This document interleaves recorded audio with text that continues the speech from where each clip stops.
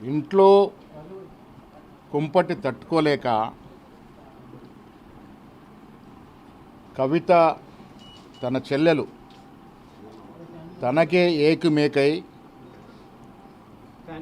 మరొక power centre కావడంతో మతి భ్రమించి కేటీఆర్ గారు ఆ ఎపిసోడ్ని డైవర్ట్ చేసే విధంగా కాంగ్రెస్ ప్రభుత్వం పైన ముఖ్యమంత్రి రేవంత్ రెడ్డి పైన పసలైన ఆరోపణలు చేస్తూ ఉన్నాడు.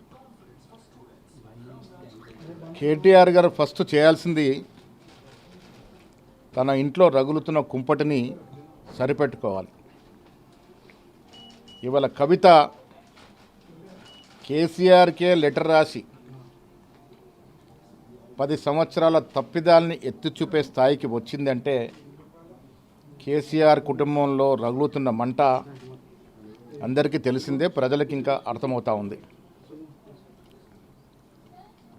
ఇలా అధికారంలోకి దిగిపోయిన తర్వాత మా తప్పిదాలని ప్రజలు మర్చిపోయినారనో, మేము చేసిన అవినీతి ప్రజల మది నుంచి వెళ్ళిపోయిందోనని కేటీఆర్ అనుకుంటే అది భ్రమ. 10 ఏళ్ల కాలంలో కేసీఆర్ కుటుంబం, ముఖ్యంగా కేటీఆర్ చేసినటువంటి అవినీతి, దోపిడీ ఇంకా తెలంగాణ ప్రజలు మర్చిపోలే. ఇలా కాళేశ్వరం ప్రాజెక్టులో అవినీతి జరిగిందని యావత్ తెలంగాణ ప్రజలు, మెజారిటీ తెలంగాణ ప్రజలు నమ్మిన ధర్మిల ప్రజల ఆకాంక్షల మేరకు దాని మీద ఎంక్వైరీ కమిషన్ వేసి కేసీఆర్కి, హరీష్ రావుకి, తదితరులకి నోటీసులు ఇస్తే బొంబేలెత్తిన కేటీఆర్ ఈ అవినీతి భాగవతం బయటపడుతుందని భయంతో మాట్లాడుతున్నట్టు కనబడతా ఉంది. ఫార్ములా ఈ కార్ రేసులో అవినీతి బట్టబయలైంది.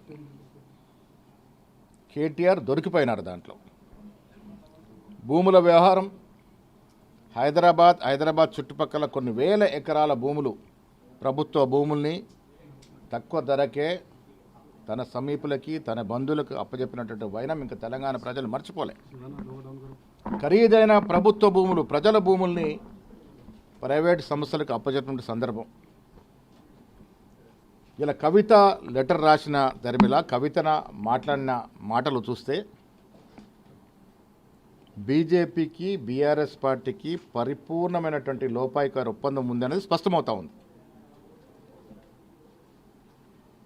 2004 నుంచి 2014 వరకు కేంద్రంలో ఉన్నటువంటి బీజేపీ ప్రభుత్వానికి అన్ని రకాలుగా సహాయ సహకారాలు అందించిన మూలానే కవిత గారు లిక్కర్ కేసులో ఇరికినప్పుడు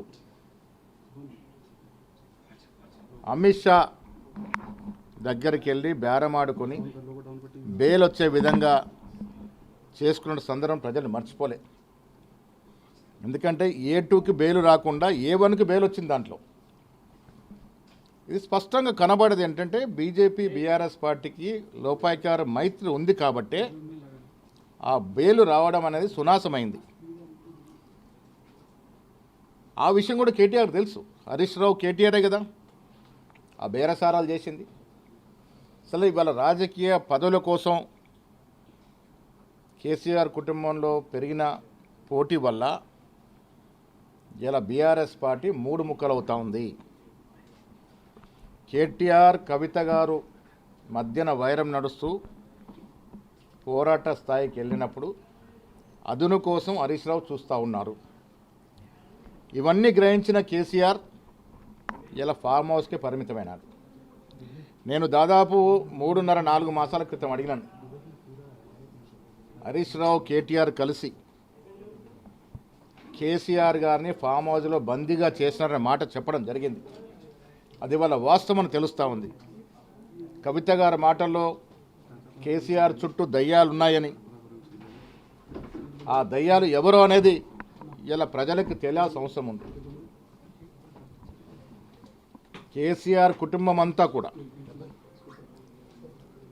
ఇలా కేసీఆర్ మొదలున్న కేటీఆర్ కానీ, హరీష్ రావు గారు కానీ, కవిత కానీ విచ్చలవిడిగా అవినీతికి పాల్పడ్డటువంటి సందర్భం 10 ఏళ్ళుగా చూసాం. ఇలా వారి మధ్య వైరం వచ్చిందంటే రాజకీయ పదవుల పోటీ ఒకటవుతే నాకు అనుమానం ఏంటంటే పంపకాల్లో కూడా తేడా వచ్చిందని. ఆ పంపకాల తేడా వల్లే ఇలా కవిత బాహటంగా తిరుగుబాటు జెండా ఎగరవేసినట్టు కనబడుతూ ఉంది.